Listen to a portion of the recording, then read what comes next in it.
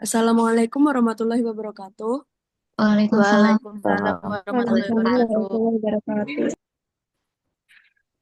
Jadi kami di sini ingin mempresentasikan tentang post-strukturalis eh, untuk tugas teori politik.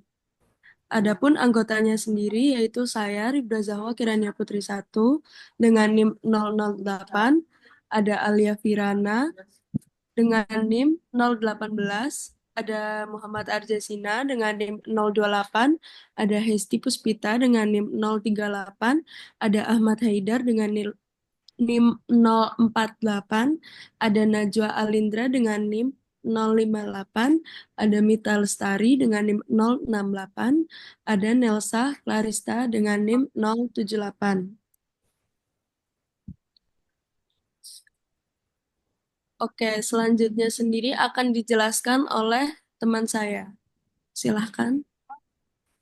French structuralist, post-strukturalisme adalah cabang strukturalisme yang menekankan peran struktur latar belakang dalam membentuk perilaku aktor sosial dan politik. Ini berasal dari teori Perancis yang dipengaruhi oleh linguistik struktural yang dikembangkan oleh ahli bahasa Swiss Ferdinand de Saussure.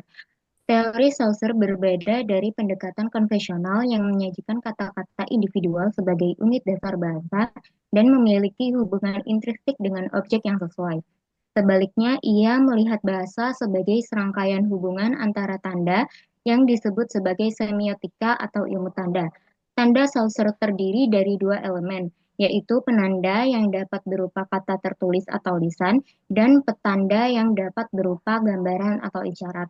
Pendekatan ini menantang pemahaman konvensional tentang bahasa dan klaim kebenaran dengan berfokus pada hubungan antara bahasa dan objek di dunia. Next.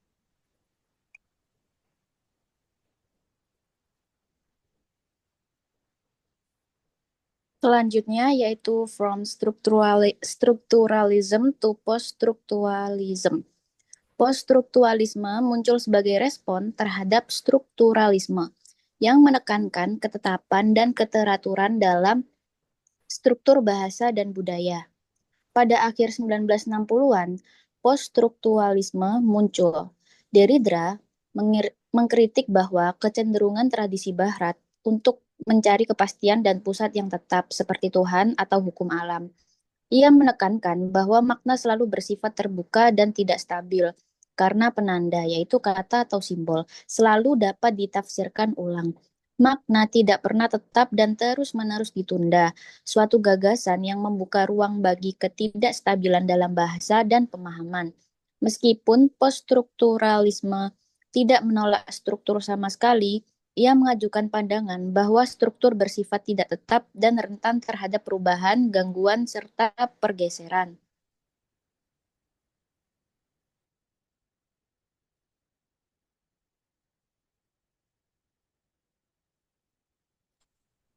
Kemudian, post-structuralism in politics and international relations.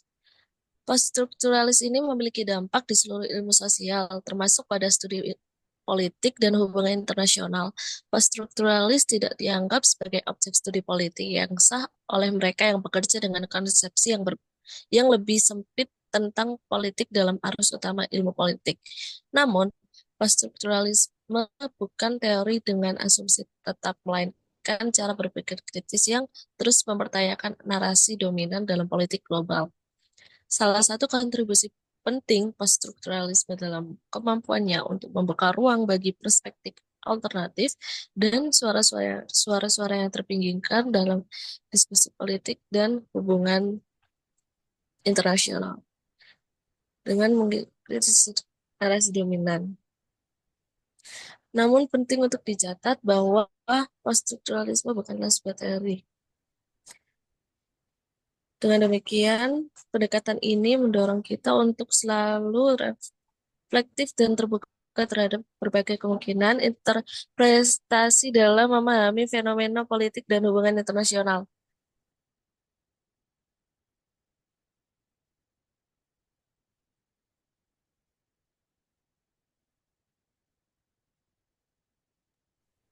The ontologic An epistemologic assumption of post-structuralism. Asumsi ontologi dan epistemologi post-strukturalisme serta kesalahpahaman terhadapnya. Berbeda dari kritik yang menyebut anti-fundasional, post-strukturalis justru mengakui bahwa semua teori memiliki asumsi ontologis yang perlu dijelaskan. Mereka menolak gagasan bahwa realitas bisa diakses secara independen dari teori, karena selalu dimediasi oleh bahasa dan konsep.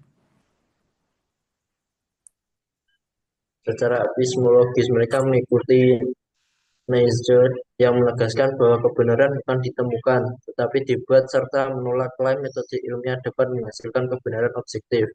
Post-strukturalisme juga menentang positivisme dalam ilmu politik, sejalan dengan filsafat sains modern seperti Kant dan Weisbord yang menekan peran paradigma dalam membentuk fakta. Meskipun memiliki kesamaan dengan konstruktivisme, post-strukturalisme lebih radikal dengan menolak adanya kriteria untuk menilai validitas interpretasi. Kritik utama terhadapnya adalah tujuan bahwa pendekatan ini mengarah pada relativisme etis.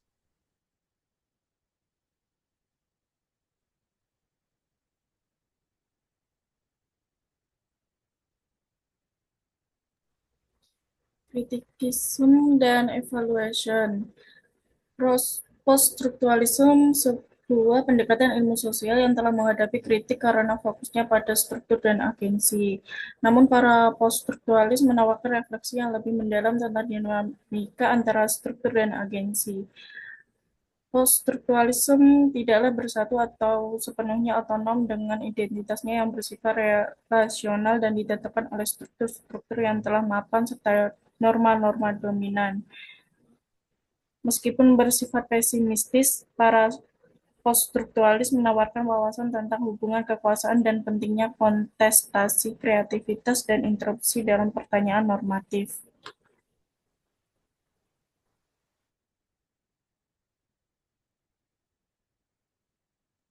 Selanjutnya, conclusion. Bab ini membahas Marxisme sebagai teori kritis untuk memahami ekonomi politik global kontemporer.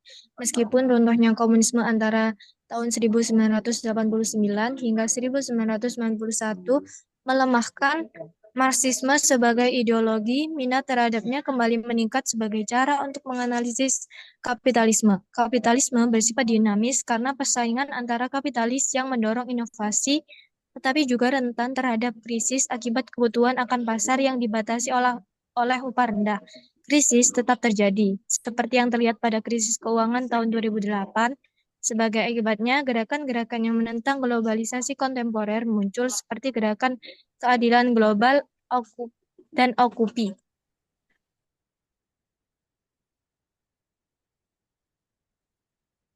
Mungkin sekiranya itu saja yang dapat kami sampaikan pada presentasi hari ini. Kurang lebihnya mohon maaf. Terima kasih. Wassalamualaikum warahmatullahi wabarakatuh. Waalaikumsalam Waalaikumsalam warahmatullahi warahmatullahi wabarakatuh. wabarakatuh.